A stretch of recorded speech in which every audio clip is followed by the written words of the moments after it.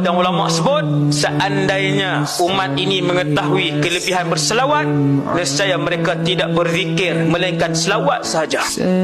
Salahkah selawat sahaja sehari semua sekali? Tak salah.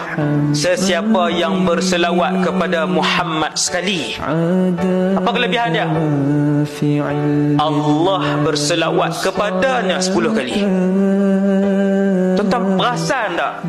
Semua zikir Allah bagi ganjaran ni, ganjaran boleh. Allah boleh tentu ganjaran dia. Allah boleh sebut apa ganjaran dia, berapa banyak ganjaran dia, berapa tahun ganjaran dia, apa yang hadiah yang Allah bagi. Tapi bila mai tang selawat, Allah tak sebut ganjaran, Allah sebut Allah berselawat kepadanya. Tak boleh nak sebut ganjaran dia.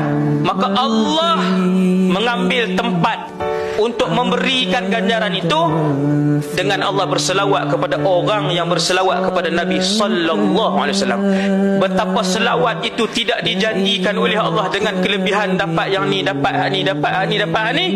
Allah nak bagi kita fikir, aku tak sebut kelebihan yang boleh diberikan, melainkan kelebihan itu hanya boleh diberikan dengan aku menyebutkan aku sendiri berselawat kepada orang yang berselawat itu. Itu kelebihan dia.